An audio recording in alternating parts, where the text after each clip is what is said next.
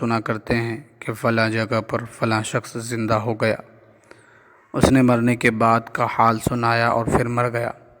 اسی قسم کا عذاب قبر سے متعلق ایک واقعہ گلگت میں پیش آیا، جس کے بارے میں بتاتے ہیں کہ ایک شخص قبرستان کے پاس سے گزر رہا تھا کہ اس نے کسی قبر سے یہ آواز سنی کہ مجھے نکالو، میں زندہ ہوں۔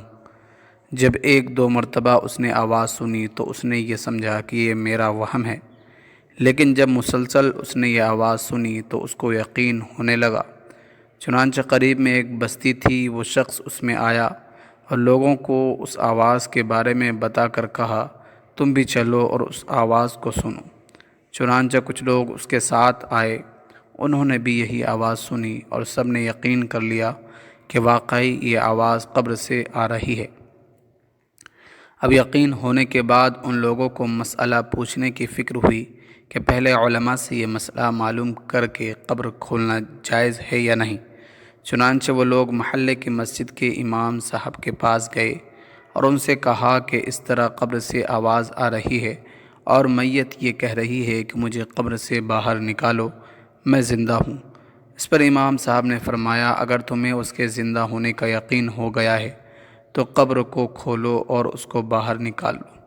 چنانچہ یہ لوگ ہمت کر کے قبرستان گئے اور جا کر قبر کھولی۔ اب جو ہی تختہ ہٹایا تو دیکھا اندر ایک عورت برہنہ حالت میں بیٹھی ہوئی ہے، اس کا کفن گل چکا ہے۔ پھر لوگوں نے کہا کہ وہ عورت کہہ رہی ہے، جلدی سے میرے گھر سے میرے کپڑے لاؤ، میں کپڑے پہن کر باہر نکلوں گی۔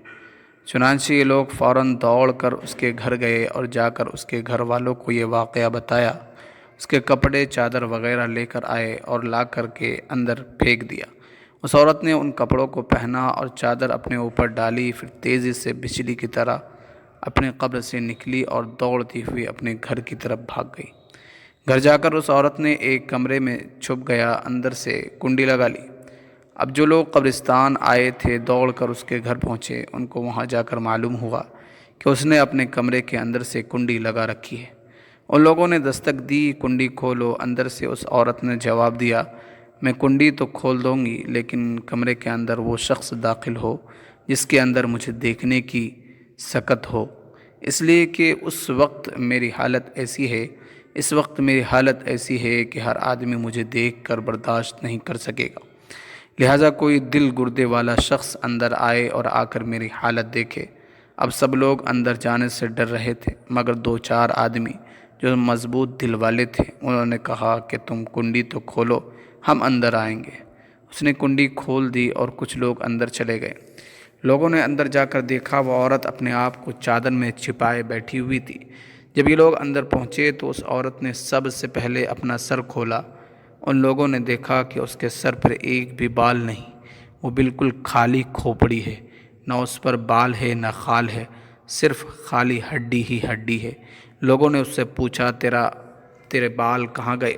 اس عورت نے جواب دیا کہ میں زندہ تھی تو ننگے سر گھر سے باہر نکلا کرتی تھی، پھر مرنے کے بعد جب میں قبر پر لائی گئی تو فرشتوں نے میرا ایک ایک بال نوچا اور اس نوچنے کے نتیجے میں بال کے ساتھ کھال بھی نکل گئی۔ اب میرے سر پر نہ بال ہے نہ کھال۔ اس کے بعد اس عورت نے اپنا منہ سے کپڑا ہٹایا۔ جب لوگوں نے اس کا منہ دیکھا تو اتنا خوفناک ہو چکا تھا کہ سوائے دانتوں کے کچھ نظر نہیں آیا تھا۔ اوپر کا ہونٹ موجود تھا اور نہ ہی نیچے کا ہونٹ موجود تھا، بلکہ 32 کے 32 دانت سامنے جڑے ہوئے نظر آ رہے تھے۔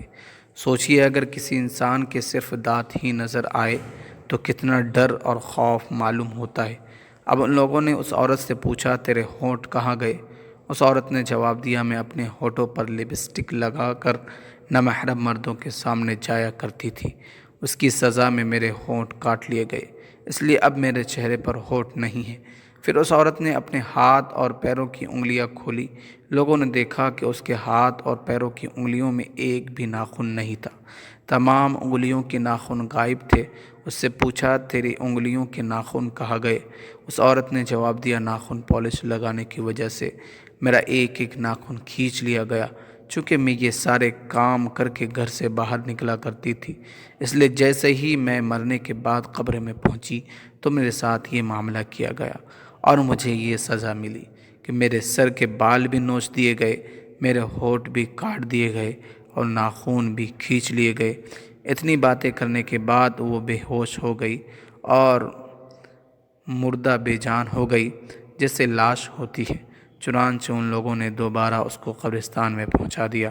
محترم خواتین و حضرات، اللہ تعالیٰ کو یہ عبرت دکھانی مقصود تھی کہ دیکھو اس عورت کا کیا انجام ہوا اور اس کو کتنا ہولناک عذاب دیا گیا ہے۔